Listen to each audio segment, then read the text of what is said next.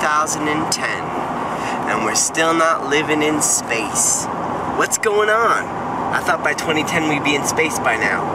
But anyway, this is Jesse, as you well know, from Scatterheart, and it's going to give you a little update on our spring tour. And now it does look kind of springy, but let's pick up where we left off. Let's see, we played Leduc 2 nights ago at Burnsy O'Flanagan's, which was pretty awesome. We played with One Way State, pretty amazing band, I gotta say. I was very happy with them. I enjoyed their set a lot. And we love Leduc. The people there are so beautiful and big-hearted. Loved it.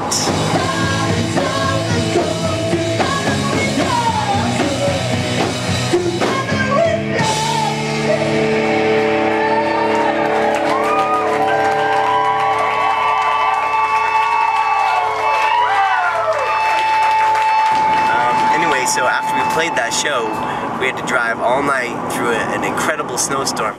So what do you do at 4:25 in the morning when you finish a show in Edmonton? This is May. What we like to do is go for a walk in the snow.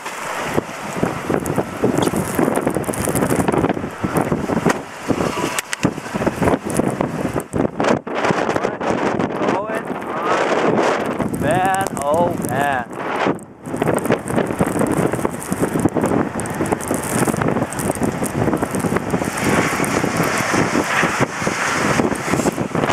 Road tour is a party, baby. Yeah, it's a party.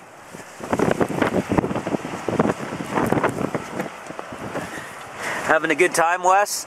Yeah. How about you, Mike? Woo! Jaybird? Sleeping. Sleeping beauty. My main man, Doug, shoot Doug, a drive-in Terminator machine, got us through an incredible snowstorm all night long so that we could get to Calgary to play breakfast television in Calgary for 7 a.m. So we got there at what, like 5:45? So we had a good half-hour nap in the parking lot.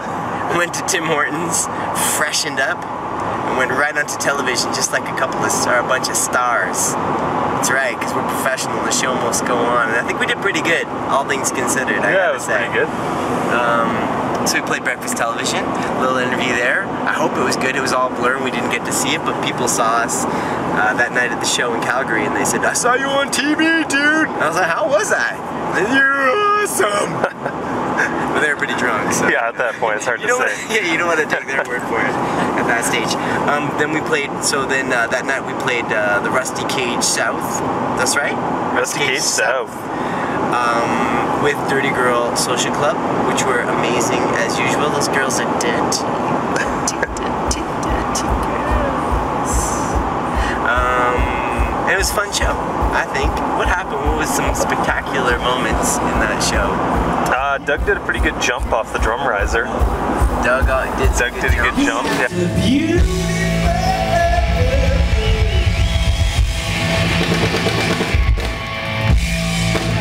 All right.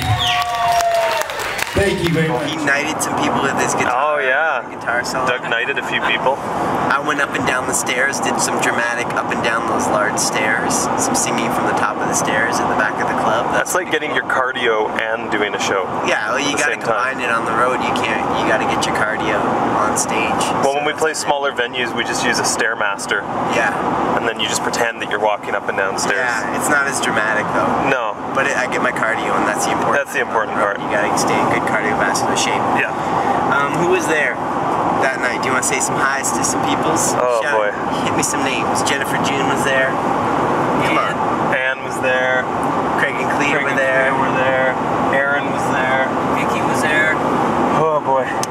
There's a lot of good people there. There's lots of good peeps. Graham Cracker was there. Graham Crackers were there. Yeah. Graham Tasty. Cracker was there. Dominic was there. Yep. Wearing his More Than a Man shirt. We met a photographer named Amanda with the butterfly. Yep. And Charles, her husband, that was pretty awesome. Oh, and Charles and I actually had a good little talk about the My Little Pony thing. Okay, dude. Yeah, we had a good talk about the My Little Pony Shoot yourself debate. while you're talking. So, shoot yourself. I am about to shoot myself. I'm talking about My Little Ponies. So we had a little talk about the manliness of a My Little Pony, and he was a pretty manly guy, I think. Alright. He was, you know, he had a big burly beard. Right. He was wearing like a Scout's uniform, fairly manly.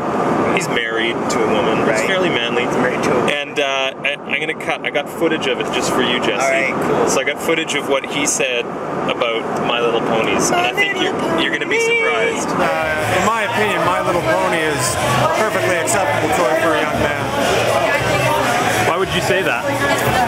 Well, in my experience, I've known some very intellectual and high-achieving and very masculine men that have at one time dabbled with the ponies. Astounding news about My Little Ponies. This just in. So we actually got a pretty good night's sleep last night, and we're on the road to Revelstoke right now. Where are we playing in Revelstoke? What's the name of the club? Out of bounds. That's out of bounds. But it's all one word. Out of bounds. Out of bounds. Out of bounds. Out of bounds. Tonight in Revelstoke, and then where are we tomorrow? Tomorrow we are in Banff. Banff. Banff. It's hard not to say Banff without sounding weird, like you have some kind of lisp. Nightcrawler from the X-Men, when he used to teleport, he would make that sound. Banff. Banff? I'm being Nightcrawler from the X-Men. Banff. Wow. It's only for X-Men people. Alright. And We've gotten a My Little Ponies reference, an X-Men reference. we're playing Wild Bills in Banff, right? Yep. And then we're playing the Ottoman The Ottoman Lounge. the Ottoman Lounge in Medicine Hat. Yep. And Always then what love are the we Ottoman doing? Lounge. Then we got a couple of days, and then we're off to Red Deer. And we're gonna get bikini waxes. Yeah. Anyway, All right. I guess that's all I have to say right now. That's- I hope everybody else is having a lovely time with their lives in their own little world and their universes, just like we are.